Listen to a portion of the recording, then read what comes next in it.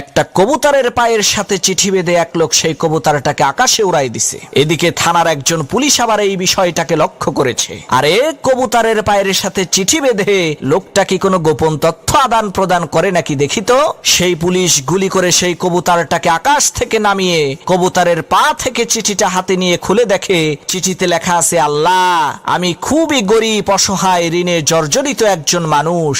আমার 1 লক্ষ টাকা দরকার। তুমি আমাকে 1 লক্ষ টাকা দাও। তুমি তো আকাশে থাকো, এই কারণে এই কবুতরের মাধ্যমে তোমার কাছে চিঠিটা পাঠাইলাম। চিঠিটা পড়ে সেই পুলিশের মনে অনেক দয়া হলো। সে যখন তার থানার অন্যান্য সমস্ত পুলিশের কাছে এই বিষয়টাকে খুলে বলল, তখন থানার সমস্ত পুলিশেরা মিলে পরামর্শ করে সিদ্ধান্ত নিল তারা তাদের বেতনের টাকা থেকে কিছু টাকা দিয়ে সেই অসহায় লোকটাকে সাহায্য করবে। তো থানার সকল পুলিশের কাছ থেকে চাঁদা তোলা হলো। দেখা গেল 50,000 টাকা হয়েছে। তখন ওই পুলিশ 50,000 টাকা নিয়ে ওই গরিব অসহায় লোকটার হাতে দিয়ে বলছে, ভাই, তুমি যে আল্লাহর কাছে চিঠি লিখে সাহায্য চাইছিলা, আল্লাহ তো তোমার চিঠি কবুল করছে, এই যে নাও তোমার টাকা।